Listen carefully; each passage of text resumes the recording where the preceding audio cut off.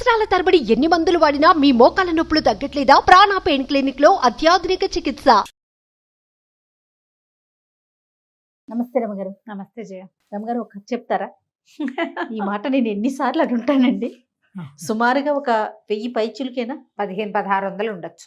నాకు చెప్పినవి కాకుండా మీరు చిన్నప్పటి నుంచి ఇంట్లో పిల్లలకి కానీ లేకపోతే అక్క వాళ్ళ పిల్లలు వాళ్ళకి వీళ్ళకి కలిపి ఎన్ని కథలు చెప్పుంటారు ఇప్పటి వరకు? చాలా కదా, వేలు వేలు కదా రమగారు.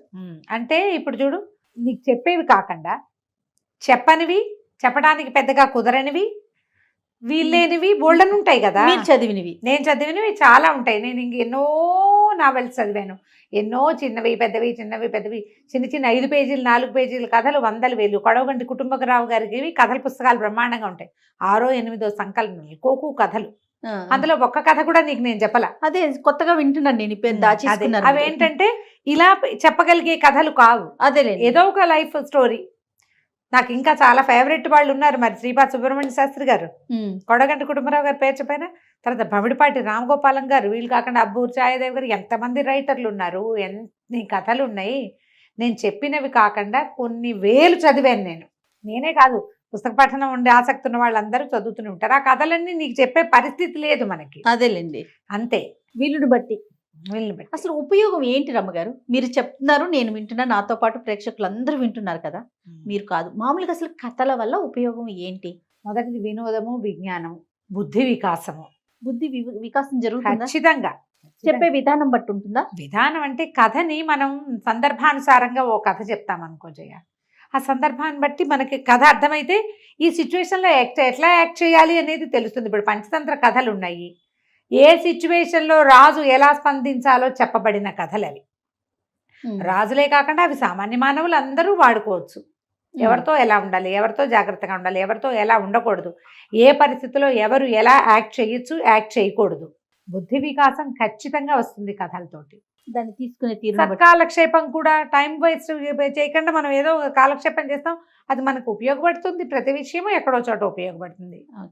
మానసికమైన పరిణతి కథల వల్ల లభిస్తుంది జయ. నా ఉద్దేశం మాత్రం అదే. ఏదైతే మనం సుమన్ టీవీలో కథల సిరీస్ స్టార్ట్ చేసాం, అంతకుముందు చాలా మంది చెప్పారండి. పేపర్లో మనం స్టోరీలు వింటూ ఉంటాము, చాలా మంది చెప్పే వాళ్ళని కూడా చూసాం. అంతా కూడా సింగిల్గా చెప్పింది, ఎవరికి వాళ్ళు ఇండివిజువల్గా వాళ్ళకి ఒక స్టోరీ చెప్పడం, లేదా ఒక పేపర్లో ఒక స్టోరీ రావటం, లేదా వాయిస్లో రావటం. ఫస్ట్ టైం ఇట్లా 1+1 కూర్చొని ఒక స్టోరీని అందించి మనమే మొదలు పెట్టాం. ఆ క్రెడిట్ నిజంగా మనకే దక్కుతుంది అనుకోవాలి. నా తర్వాత చాలా మంది చేసిన మన దాంట్లో కూడా నా క్రెడిట్ ఇంకొకళ్ళకి రాలేదు. నేను బాగా నచ్చాను ప్రజలకి. అంటే మీరు చెప్పే తీర్పుడు ఒక్కొక్కరు ఒక్కొక్క విషయానికి కనెక్ట్ అవుతారు కదా. ఆ కనెక్టివిటీ అనేది మీ దగ్గర కథల రూపంలో ఉంది అంతే. అది ప్రేక్షకులు ఆదరించారు, మనం చెప్పుకుంటూ పోతున్నాం. దానికి తగిన సబ్జెక్టు మీరు గ్యాదర్ చేసుకుంటూ ఉన్నారు. చదవటం వల్ల మరి ఎంత చదవాలి, ఎంత తీసుకోవాలి, ఎంతవరకు చెప్పాలో మనం చెప్పాల్సి. మీరు స్టోరీ అనేసరికి చాలా పెద్దది ఉంటుంది కదా. ఏది అవసరమో ఏది అవసరం లేదో దాన్ని కుదించి మెయిన్ పాయింట్స్ వరకు చెప్పి. సో పలకరించిన ప్రతి ఒక్కరు అడుగుతారండి, రమగారిని అడిగామని చెప్పండి ఒకటి, ఆవిడ చెప్పే స్టోరీస్ బాగుంటాయి, చాలా బాగుంటాయి, ప్రతిరోజు మీ స్టోరీతోనే పడుకుంటున్నాం, అలాంటి వాళ్ళు ఉంటారు. అబ్బాబ్బా, ఎంత ఆనందం అనిపిస్తుంది అంటే చాలా సంతోషం. కథలకి చాలా ప్రయోజనాలు ఉన్నాయి జయ. మీరు ప్రధానంగా ఒకటి ఆలోచించండి. ఇప్పుడు నేను చెప్తున్నా, నాకు మీరు కనెక్ట్ అయ్యారు, మీరు మీ పిల్లలకు చెప్తారు, మీ పిల్లలు మీకు కనెక్ట్ అవుతారు. మనం కలిసి ఉండటానికి ఇది ఉపయోగిస్తుంది జయ, చాలా ఉపయోగపడుతుంది. పిల్లలు ప్రధానంగా ఏంటంటే తల్లుల కంఠం వినడానికి, ఆ సూదింగ్ దానికి అలవాటు పడతారు. దీనికి ఏదైనా ఏజ్ లిమిట్ ఉంటుందా రమ్మగారు? ఏముండదు జయ.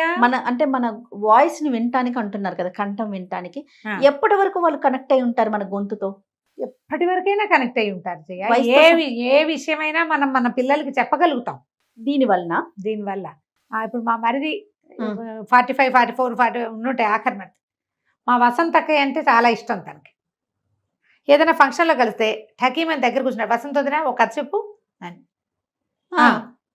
ఆయన ఒక వేద పండితుడు, 100 మంది శిష్యులు ఉన్నారు తనకి. అది వేద పాఠశాలకు వెళ్తుంటారు. పాఠశాలకు వెళ్తాను కదా నేను, ఖచ్చితంగా వసంత వదిన ఒక కథ చెప్పంటే నవ్వుతుంది మా వసంత. వీడికి నా గొంతు చాలా సంతోషంగా ఉంటుంది అనమాట. నా గొంతు ఇష్టం అని చెప్పలేకపోతాం కదా. ఇప్పుడు నా గొంతుకు కాదు, వసంత వదిన గొంతుకు కనెక్ట్ అవుతాడు తను. అట్లా ఉంటారు. తను మాట్లాడితే ఇష్టం. పిల్లలకి ఉంటుంది కదా? అది ఉంటుందా రమ్మగారు? గ్యారంటీగా ఉంటుంది, గ్యారంటీగా. ఎలాంటి విపత్కర పరిస్థితుల్లో అయినా మనం పిల్లల్ని మన వైపు తిప్పుకోగలుగుతాం, మనం అదే అలవాటు చేస్తే మన మాట వినేలాగా చేసుకోగలుగుతాం. ఫస్ట్ నుంచి చేస్తే గనక చెయ్యాలి, ఆ, చిన్నప్పటి ఆ. నుంచి చెయ్యాలి. ఇది మంచి అలవాటు. చదవటం ఇట్లా కొన్నాళ్ళు ఏదో శాస్త్రానికి చేసినట్టు చేసి మానేయడం అయితే కాదు. Regular practice.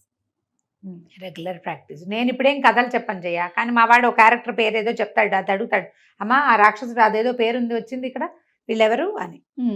దాని మీద ఓకే, దాని మీద విషయం మీరు చెప్తారు.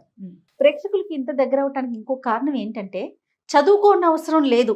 మనం స్టార్ట్ చేసిన ఈ సిరీస్ లో వాళ్ళు చదవక్కర్లేదు, వాళ్ళు పనులు చేసుకుంటూ అమ్మల స్టోరీలు వినేసి ఒక మదర్ గారు, ఇప్పుడు నేను చెప్తున్నాను రమ్మగారు, ఇప్పుడు మీతో ఉంటాను కాబట్టి నాకు గుర్తుంటది. ఇన్ని స్టోరీల మీద మర్చిపోతూ ఉంటాను. నేను కూడా ఏం చేస్తాను, మీ స్టోరీని పెట్టుకుని వింటా, వింటాం, ఏదో పని చేసుకుంటూ వింటా. అది నాకు, నేను చెప్తానికి నాకు ఈజీ అవుతుంది.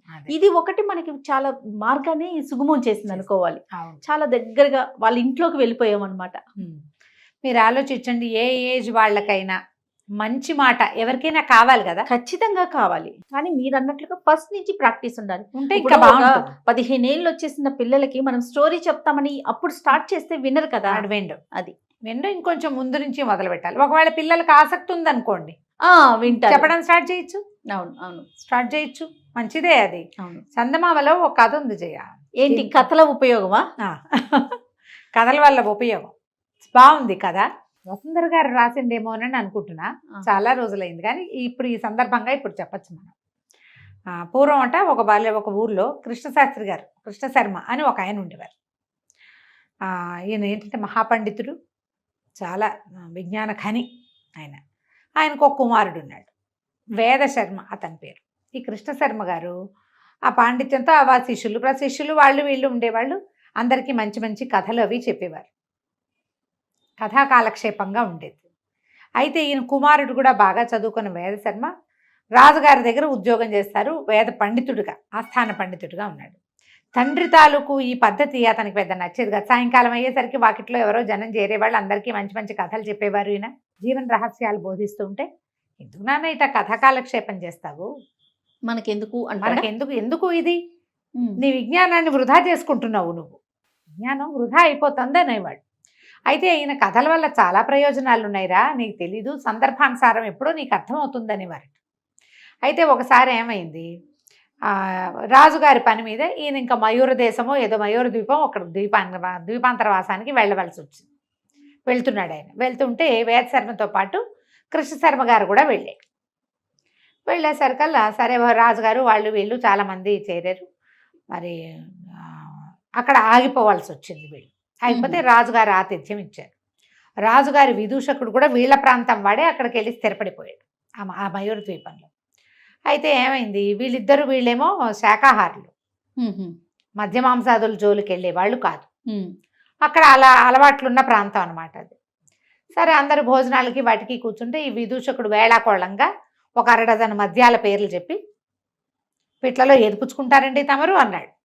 అనేసరికల్లా ఈయన వేద శర్మ, ఈయనకి ఏం అలవాటు ఉంది, ఇది వెళ్ళిపోయి నాకు అవేమిటో తెలియదండి అంటే అందరూ నవ్వారు. అయితే రాజుగారు లాంటి పెద్ద మనుషులు నవ్వలేదు, కానీ మిగిలిన వాళ్ళంతా నవ్వారు. అయితే ఈ కృష్ణ శర్మ గారు చెప్పారట, తండ్రి ఉన్నాడు కదా, ఇలాంటిది ఒక కథ ఉంది. పూర్వం ఒక రాజహంస ఒకటి ఒక అడవిలో ఉన్న కొంగల చెరువు దగ్గర ఆగింది. కొంగలు రాజహంసకి ఆతిథ్యం ఇచ్చాయి. ఈ ఆతిథ్యం ఏంటంటే, బాగున్నావా, ఏ ఊరండి మీది కనుక్కున్న తర్వాత, ఏమైనా తింటారా, నత్తలు తింటావా, పీతలు తింటావా, ఎండ్రకాయలు తింటావా, చిన్న పొన్న చేపలు ఉన్నాయి అవి తింటావా అని కొంగలన్నీ అడిగినాయి. అడిగితే రాజహంసంది అవేమిటో తెలీదు, నేను అవన్నీ తిన్ను అనేసరికల్లా కొంగలకి, ఇంత చక్కగా ఉన్నావు, అవేవి తినకుండా నువ్వు ఎట్లా బతుకుతావు అంటే, లేత తామరతూళ్ళు తింటాను అని చెప్పింది. కొంగలు ఆశ్చర్యపోయినాయి. అలాగే ఉంటుంది అన్నాడు. అనగానే చుట్టుపక్కల వాళ్ళంతా విరగబడి నవ్వారు. ఇప్పుడు ఈయనకి మద్యం తెలియకపోతే ముందు నవ్వు ఎక్కిరిచ్చారు, అది కూడా తెలియదా అని. ఇప్పుడు చూడు, కొంగ హంస కదా, హంసలు ఎక్కడుంటాయి, అవి మానస సరోవరంలో. అవును. కొంగలకేముంది, ఊరి బురదలో కూడా తింటాయి. అవును. ఇప్పుడు తిననిది గొప్పదా, తినేవి గొప్పవా? చూడు కథలో ఎట్లా వచ్చిందో. దాంతో అందరు నవ్వారు. రాజుగారు కూడా పక్కపక్క నవ్వేశాడు. విదూషకుడు సరే సర్దుకూరుకున్నాడు. సర్దుకునేసరికి సరే మొత్తానికి భోజనాలు గిజనాలు అయినాయి. వీళ్ళు ఇంక కొద్ది రోజులు ఉండవలసి వచ్చింది. మళ్ళా విదూషకుడు పిలిచాడు తమ ఇంటికి భోజనానికి. భోజనానికి పిలిచినప్పుడు చెప్పాడు, నేను ఇవన్నీ తినేవాడిని తాగేవాడిని కాదండి. మనం ఏ ప్రాంతంలో ఉన్నామో ఆ ప్రాంతంలో నేర్చుకోవాలి. ఇక్కడికి వచ్చాకే నేర్చుకున్నాం. మన ప్రాంతాన్ని బట్టి కదా మనం మారాలి. మీరు ఇక్కడ ఎక్కువ కాలం ఉండాలంటే మాంసం తినం మద్యం తాగమంటే ఎట్లా కుదురుతుంది అని అన్నాడు. అనేసరికల్లా తండ్రి వైపు కుతూహలంగా చూస్తున్నాడు కుమారుడు, ఏం కథ చెప్తాడు అని. ప్రజలంతా కూడా చూస్తున్నట్టు, ఆయన చుట్టూతా ఉన్న వాళ్ళంతా. ఈయన అన్నట్ట, పూర్వం ఒకసారి రైతు గొడ్లను తోలుకుని వెళ్ళాడు అడవికి. ఒక సింహం ఆహారం కోసం వాటి వెనకబడింది. అది గొడ్లశాలలోకి ప్రవేశించేసరికి రైతు తెలివిగా తలుపు మూసేశాడు. సింహాన్ని లోపల పెట్టేసి లోపలికి ఉండిపోయింది సింహం. గొడ్లన్నీ బయటే ఉన్నాయి. బయట తలుపేసి ఉంది కదా. 2 వారాల పాటు సింహం లోపలే ఉంది. తలుపు తీయలా. బోల్డంత గడ్డి ఉంది, చాలా గడ్డి ఉంది. జనప గడ్డి ఉంది, ఎండు గడ్డి ఉంది. సింహం నకనకలాడుతూ అలాగే ఉంది. 2 వారాల తర్వాత తలుపు తీస్తే బతుకు జీవుడానికి తన ఆహారాన్ని వెతుకోవడానికి పోయింది. కానీ నువ్వు ఇక పరిస్థితి ఇది వచ్చింది కాబట్టి, నాకు ఆకలిస్తుంది కాబట్టి, ఇక్కడ ఏది దొరకదు కాబట్టి అక్కడ ఉన్నదే తింటానంటే సింహాలు అలా ఎందుకు చేస్తాయి? ఈ మాటకి అందరికీ నవ్వొచ్చింది. ఏమిటి అర్థం? నువ్వంటే ఏదైనా మేస్తావు, నేను మెయ్యను, మేము సింహాలం అలాంటివి. చూడు ఎంత అర్థం వచ్చిందో. సూపర్. నిశ్శబ్దంగా ఊరుకున్నాడు విదూషకుడు. అయితే ప్రయాణంలో తండ్రిని అడిగాడు, నాన్న నువ్వు కథలు ఎంత బాగా చెప్తావు, ఎంత సందర్భోచితంగా చెప్పగలిగావు. నువ్వు ఏమీ అనకుండా, ఒక్క పరుషవాక్యం అనకుండా అవతల వాడి నోరు ముయించేశావు నాన్న కథలతోటి.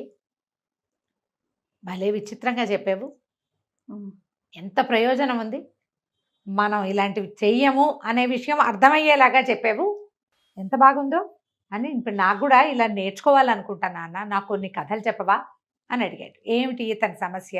ఈయన నేను ఆస్థానంలో ఉంటున్నాను, చాలామంది నేను ఆ పరివారంతో నేను చాలా మంచిగా ఉంటాను, కానీ ఎందుకో వాళ్ళు నాతో సరిగా ఉండరు. గట్టిగా ఉంటే వాళ్ళ కష్టం తోస్తుంది, లూజ్గా ఉంటే ఇష్టానుసారం అయిపోతున్నారు. ఏం చేయాలో తెలీదు, వాళ్ళకి చెప్పడానికి కొన్ని కథలు చెప్పు నాన్న అని అడిగాడు. కృష్ణశర్మ గారు ఏం చెప్పాడంటే, పూర్వం ఒక మునీశ్వరుడు ఓ చెరువు గట్టు మీద వెళ్తుంటే అతనికి ఒక పెద్ద పుట్ట సర్పము కనపడ్డాయి. ఆ సర్పము ఆ పుట్టలో ఉండటం వల్ల ఆ చెరువు గట్టు మీదకి ఎవ్వరూ వచ్చేవాళ్ళు కాదు. సర్పాన్ని చూసి బెదురుతున్నారు. అయితే ఈయన ఏం చెప్పాడు ఋషీశ్వరుడు, అమ్మ నువ్వు వీళ్ళని కరవకుండా ఏం చేయకుండా ఉండు, నిశ్శబ్దంగా ఉండు, నీ దారిని నువ్వు ఉండు, నువ్వు తలెత్తి ఇట్లా చూపించేసరికల్లా వాళ్ళు బెదిరిపోతున్నారు, తగ్గి ఉండమన్నాడు. సర్పం ఇట్లా అంటమ్మా అనేసి అట్టా తిరగటం మొదలుపెట్టింది. ఇక ఊళ్ళో జనాలంతా వచ్చి నానా గందరగోళం చేసేవాళ్ళు. అక్కడ మళ్ళీ ఋషీశ్వరుడు తిరిగి వచ్చేసరికి సర్పం బికమొహం వేసుకుని ఉంది, దెబ్బలు తగిలి అక్కడోటి రక్తపు చారికలున్నాయి. ఇదేమిటి ఇటా అయ్యావు మహానాగమా, ఏమైంది నీకు అన్నాడు. మీరే కదండి ప్రశాంతంగా ఉండమన్నారు, ప్రశాంతంగా ఉండేసరికి తగ్గమనేసరికి వీళ్ళు కొడుతున్నారంటే, ఈయన తగ్గమన్నాను కానీ తగ్గించుకోమనలేదు. తగ్గించుకోమనలేదు, నువ్వు కాటేందుకోవద్దు, పుసగొట్టు, ఏమైనా చేయగలనని బెదిరించాలి, చేసి చూపించకూడదు. అలాగని నీ దారి నువ్వు పాక్కుంటూ పోకూడదు. సందర్భం వచ్చినప్పుడు ఫెరోషియస్గా చూపించాలి, పౌరుషం చూపించాలి, లేనప్పుడు న్యూట్రల్గా ఉండాలి, అంతే. ఏదైనా వస్తే ఈయన ఒప్పుకోడు అని తెలియాలి వాళ్ళకి. నీకు అర్థమవుతుంది? అవునండి, అవును. ఈయన ఆశ్చర్యపోయాడు, ఎంత బాగా చెప్పావు నాన్న. అవును, నేను స్ట్రాంగ్గా గట్టిగా రుసరుసలాడుతూ దుమదుమలాడుతూ ఉంటే వాళ్ళు సరిగా ఉండట్లా, మెత్తగా నవ్వుతూ ఉన్నానా కుదరటం లేదు, నేను నవ్వుతూ ఉండకూడదు, రుసరుసలాడుతూ ఉండకూడదు, ఈ మధ్య మార్గాన్ని అవలంబించాలని బాగా చెప్పావు నాన్న. ఈ కథ నాకు చాలా ఉపయోగపడుతుంది, ఇక నుంచి నా పరివారంతో నేను చాలా హాయిగా రాజస్థానంలో పని కదా అదే అని చెప్పాడు. చూడు 3 కథల్లో 3 రకాల ప్రయోజనాలు ఎలా ఉన్నాయో. అవునండి, కథల ప్రయోజనాలు ఇవి. చాలా చాలా మంచిగా, అంటే ఆలోచింప చేసే విధంగా. ఏదైనా ఆలోచించాల్సిందే. మీరు చెప్పే కథలు మీ పిల్లలకి ఎలా ఉపయోగపడుతున్నాయో చూడండి. మన పిల్లల్ని బట్టి మనం కథలు చెప్పాలి కదా. చెప్పాలి. కొన్ని కాలక్షేపం కథలు ఉంటాయి, కొన్ని టైంపాస్ కథలు ఉంటాయి, కొన్ని పిచ్చి సరదా కథలు ఉంటాయి, లాజిక్ లేని కథలు కూడా ఉంటాయి. అవును, కానీ పిల్లల్ని మీతో కలిపి ఉంచుకోవడానికి అది ఉపయోగపడుతుంది. కథ చెప్తాను రా అంటే కూర్చుంటారు, అంతే. వాడు అల్లరిని నువ్వు ఆపేవా లేదా? ఖచ్చితంగా. ప్రతి కథ నీతి కథే కావక్కర్లేదు. ప్రతిదీ ధర్మబోధే కావక్కర్లేదు, వాయనెవరో మహానుభావుడి జీవిత చరిత్రే చెప్పాలని అనుకోకండి, సూక్తులే అక్కర్లేదు.